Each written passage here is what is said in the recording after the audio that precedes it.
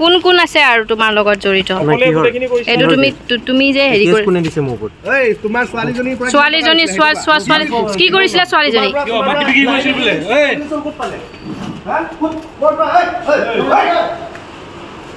জাহাবি মাকসুদ কি কথা কিমান টকা ললি তোৰ নেকি গাড়ী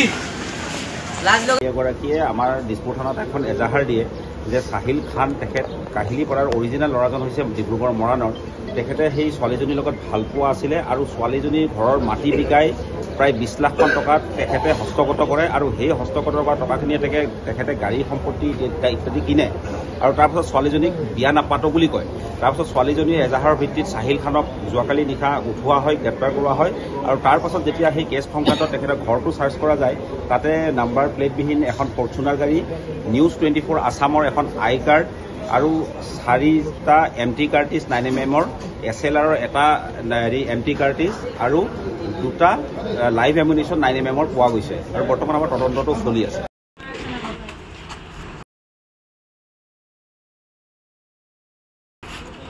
কোন কোন আছে আৰু তোমাৰ লগত জড়িত এটো তুমি যে হেৰি কৰি কোনে দিছে মোৰ ওপৰত এই তোমাৰ ছোৱালীজনী কি কৰিছিলা ছোৱালীজনী মাটি বিক্ৰী কৰিছিল বোলে এই ক'ত পালে হা ক'ত জাহাবি মাকসুদ কি কথা কিমান টকা ললি তোৰ নেকি গাড়ী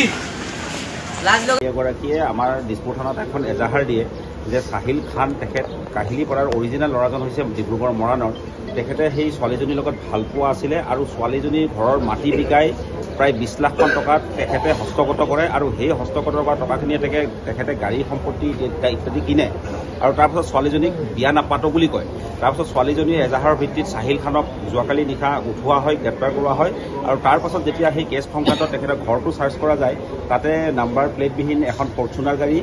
নিউজ 24 আছামৰ এখন আই কাৰ্ড আৰু 4টা MT cartridge 9mm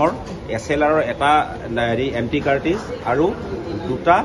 live এমুনিশ্যন 9mm পোৱা গৈছে আৰু বৰ্তমান আমাৰ তদন্তটো চলি আছে।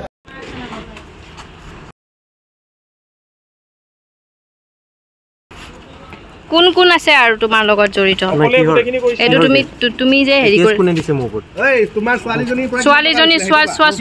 কি কৰিছিলা ছোৱালীজনী মাটি বিক্ৰী কৰিছিল বোলে এই ক'ত পালে হা ক'ত জাহাবি মাকসুদ কি কথা কিমান টকা ললি তোৰ নেকি গাড়ী এগৰাকীয়ে আমাৰ দিছপুৰ থানাত এখন এজাহাৰ দিয়ে যে সাহিল খান তেখেত কাহিলীপাৰাৰ অৰিজিনেল ল'ৰাজন হৈছে ডিব্ৰুগড় মৰাণৰ তেখেতে সেই ছোৱালীজনীৰ লগত ভালপোৱা আছিলে আৰু ছোৱালীজনীৰ ঘৰৰ মাটি বিকাই প্ৰায় 20 লাখমান টকা তেখেতে হস্তগত কৰে আৰু সেই হস্তগত কৰা টকাখিনিয়ে তেখেতে গাড়ী সম্পত্তি ইত্যাদি কিনে আৰু তাৰপিছত ছোৱালীজনীক বিয়া নাপাতো বুলি কয়। তাৰপিছত ছোৱালীজনীৰ এজাহাৰৰ ভিত্তিত সাহিল খানক যোৱাকালি নিশা উঠোৱা হয়, গ্ৰেপ্তাৰ কৰোৱা হয় আৰু তাৰপাছত যেতিয়া সেই কেছ সংক্ৰান্তত তেখেতৰ ঘৰটো চাৰ্চ কৰা যায় তাতে নাম্বাৰ প্লেটবিহীন এখন ফৰ্চুনাৰ গাড়ী, নিউজ 24 আছামৰ এখন আই কাৰ্ড আৰু 4টা এমটি কাৰ্টিজ 9mm SLRৰ এটা এমটি কাৰ্টিজ আৰু 2টা লাইভ এমুনিশ্যন 9mm পোৱা গৈছে আৰু বৰ্তমান আমাৰ তদন্তটো চলি আছে।